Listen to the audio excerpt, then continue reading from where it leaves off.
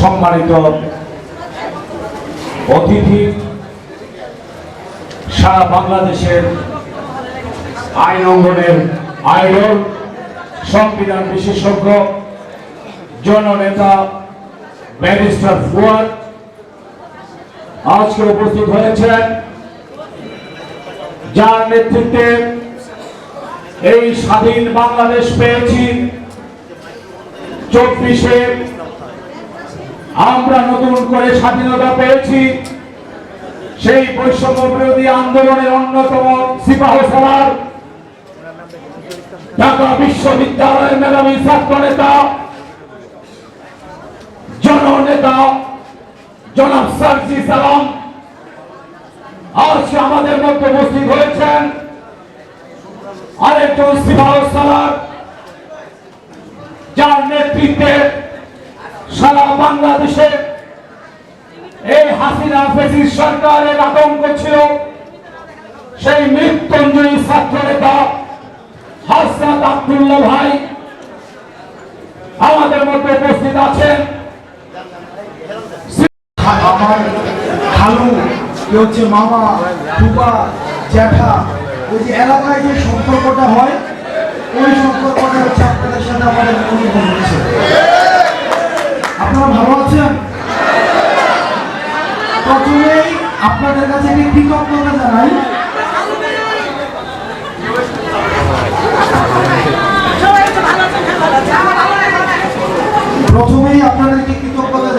সেটা হচ্ছে আপনারা চাইলে পারতেন, আপনারা বাংলাদেশের 3 কোটি মানুষের প্রতিনিধিত্ব করেন, প্রান্তিক জনপদ, যাদের কথা গণমাধ্যমে আসে না, যারা কি আমরা দেখলে মুখ লুকিয়ে ফেলে, যারা হচ্ছে যাদের 2-4 জন মানুষ ফেস করতে পারে না, গ্রামের চাষা ভূষা, যাদেরকে শহরে কিতাবে যাদের হচ্ছে স্থান নাই, শহর কাঠামোতে যাদের অবস্থান নাই, ওই সব মানুষগুলোর প্রতিনিধিত্ব আপনারা করেন। আপনারা চাইলেই পারতেন ওই সব মানুষগুলোকে নিয়ে রাস্তায় নেমে যেতে, কিন্তু আপনারা এই অন্তর্বর্তীকালীন সরকারের আহ্বানকে আপনারা স্বাগত জানিয়ে আপনারা ওই পথে না গিয়ে আপনারা আলোচনায় এসেছেন। এটার জন্য আপনাদেরকে আমরা বিশেষভাবে ধন্যবাদ জানাই। আমরা খুব অবাক হয়েছি, ফুয়াদ ভাইয়ের সাথে আলোচনা হচ্ছিল বেশ কিছুদিন আগে।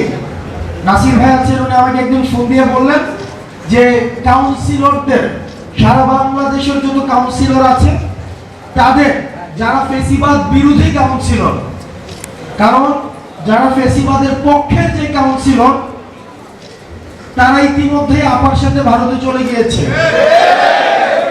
অথবা যারা যায়নি তারা মাঝে মাঝে আপার সাথে একটু ফোনে কথা বলে ভারতে চলে যাওয়ার ব্যবস্থা করছে। যদি সেটাও না পারে তাও বাসার মধ্যে অবস্থান করছে এবং ফেসবুকে মূলত হচ্ছে তারা নিজেরা পালিয়ে আছে, কিন্তু আমাদেরকে বলছে আমরা পালানোর পথ পাবো না।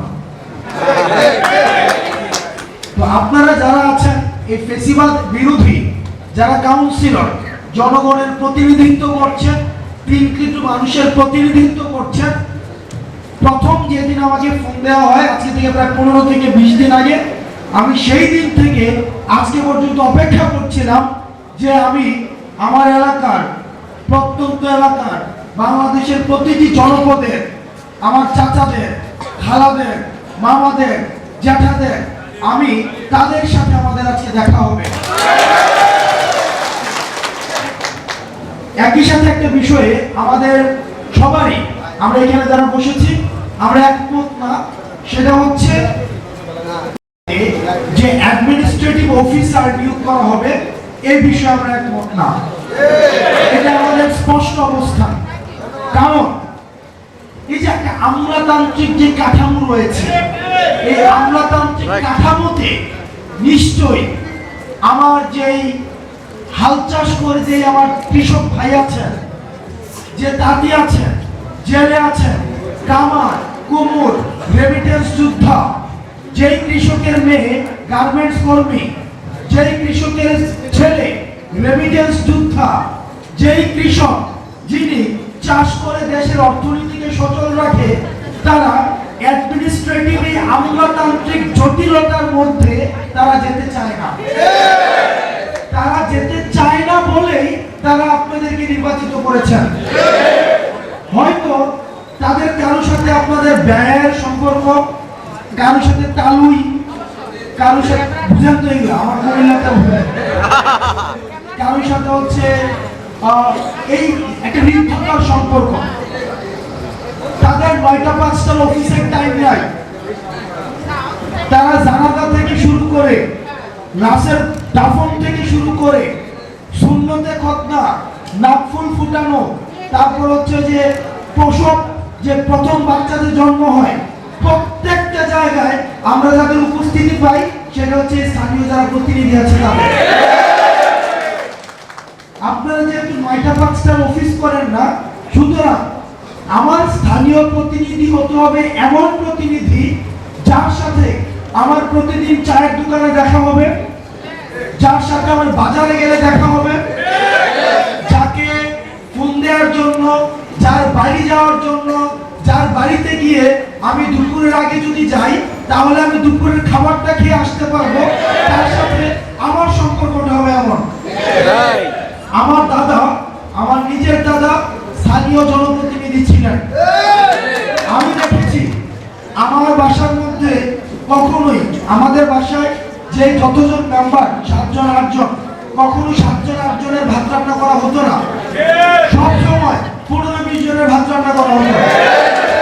কারণ আমার দাদা যখন বাজারে যাইতো তখন 2 জন মানুষ নিয়ে আসতো, আমার জ্যাঠা গেলে সাথে 3 জন মানুষ আসতো, আমার বাবার সাথে 2 জন মানুষ আসতো।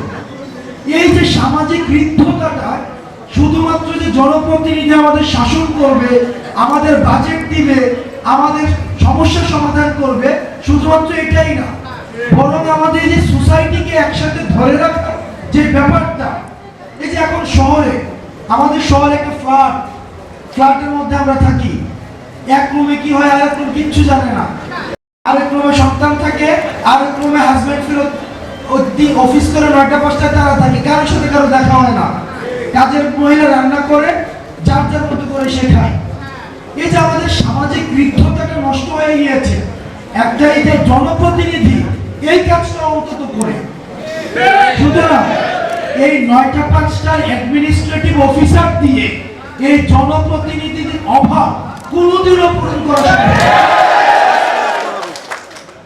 দ্বিতীয়ত, আমরা আমাদের জায়গা থেকে দেখেছি আপনারা এই যে 1700 ফেসিবাদ বিরোধী আপনারা যারা জনপ্রতিনিধি ছিলেন, আমরা আপনারা 3 কোটি মানুষের প্রতিনিধিত্ব করছেন। যেই 3 কোটি মানুষ ফেসিবাদের বিপক্ষে গিয়ে আপনাদের পক্ষে অবস্থান নিয়েছিল, আজকে যদি আপনাদেরকে সরিয়ে দেওয়া হয় তাহলে তাদের সেদিনের অবস্থানটাকে ভুল প্রমাণ করা হয়। সেই জায়গা থেকে আমরা চাইব, আমরা এই বিষয়ে আমাদের যে এলজিআরডি মন্ত্রী রয়েছেন আসিফ মাহমুদ, আমাদের জুনিয়র আমার ছোট ভাই এখন মন্ত্রী মহোদয়, আমরা এই আসিফ মাহমুদকে অবশ্যই আমরা অ্যাপ্রোচ করব, এটা নিয়ে দ্রুততম সময়ে একটা কমিশন। আমি আমার চাচার কাছে আমার সমস্যা বলতে চাই, আমি আমার ভাইয়ের কাছে আমার সমস্যা বলতে চাই, আমি আমার খালুর কাছে আমার সমস্যা বলতে চাই। আমার গ্রামের একটা মহিলা, আপনি দেখবেন একটা ঘুমটা অর্ধেক দিয়ে রাখে, কথা বলতে লজ্জা পায়, এই পিছনে ফিরে কথা বলে সমস্যাটা বলে আবার বলতে চায় না। ওই মহিলাকে তো আপনি কখনোই আপনি একজন অ্যাডমিনিস্ট্রেটিভ অফিসারের কাছে পাঠাইতে পারবেন না। ওখানে তালাকের ইস্যু আছে, জন্ম নিবন্ধনের ইস্যু আছে, কিছুদিন পরে স্কুলের ভর্তি শুরু হবে। এই যে কিছুদিন পরে কিন্তু শুরু হবে, এই যে স্কুলের ভর্তি শুরুটা হইলে জন্ম নিবন্ধন লাগবে। এই জন্ম নিবন্ধন একটা অ্যাডমিনিস্ট্রেটিভ অফিসার তার এই রুটিন ওয়ার্ক কমপ্লিট করে এই পুরো প্রক্রিয়া সম্পন্ন করা এটা কোনোভাবেই সম্ভব না। আমার এলাকায় কয়জনের জন্ম হয়, কয়জনের মৃত্যু হয়, কয়জনের জানাজা হবে, কয়জনের কি হবে, এটাকে জনপ্রতিনিধি ভালো বুঝবেন। সেই জায়গা থেকে আমরা আমরা আমাদের অবস্থান স্পষ্ট। জন এই ফেসিবাদের এই ভয়ে অনেকে আপনাদের জেলে যেতে হয়েছে। আমি অনেককে চিনি যারা জেলে থেকে নির্বাচন করে হচ্ছে জিতেছে। তো ওই মানুষগুলোকে আমরা সম্মান জানাতে চাই। আর আজকে এই চার দেয়ালের মধ্যে যারা রয়েছেন, আমরা বিশ্বাস করি সত্যি যদি সেটা না হতো তাহলে তারা কখনোই এই সেমিনার রুমে অন্তত আমাদের সামনে আসবে না। আমরা আপনাদের যে ন্যায্য দাবি, এই ন্যায্য দাবি বাস্তবায়নে আমরা অবশ্যই কাজ করব। এবার পরবর্তী বাংলাদেশ বিনির্মাণের ক্ষেত্রে আমরা ছোট মানুষ, আমাদের অভিজ্ঞতা কম, আমরা শিখছি, আমরা দেখছি, আমরা ঠেকছি, আমরা ভুল করছি এবং আমরা শিখছি। আপনারা যারা আছেন, আপনারা অনেক বছর ধরে মানুষকে চিনেন, আপনারা মানুষের কাছে যান, তাদের হাড়িতে কি রান্না হয় সেই খোঁজ আপনাদের কাছে আছে। আপনারা আমাদেরকে পরামর্শ দিবেন এবং আমরা একসাথে গ্রামে পৌঁছাতে চাই। আমরা শহরে বসে এসি রুমে এই প্রেস কনফারেন্স করে যতই বক্তব্য বিবৃতি দেই, এগুলো হচ্ছে গ্রামের মানুষ পর্যন্ত পৌঁছায় না। দিন শেষে আমার মাটিতেই ফিরে যেতে হবে, আমার গ্রামে ফিরে যেতে হবে। এই শহরের প্রেস কনফারেন্সের এসি রুমে যারা হচ্ছে বক্তব্য বিবৃতি দেয়, তাদের জানাজার জন্য কিন্তু ঠিকই তাদের গ্রামে নিয়ে যেতে হবে।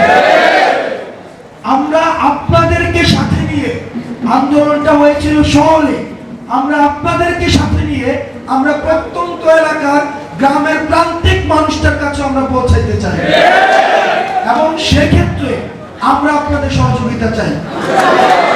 আমরা আপনাদের মধ্য দিয়ে, আপনাদের সহযোগিতা নিয়ে আমরা ওই গ্রামের মানুষদের কথাগুলোকে আমরা হচ্ছে শহরে আমরা হচ্ছে পৌঁছে দিব এবং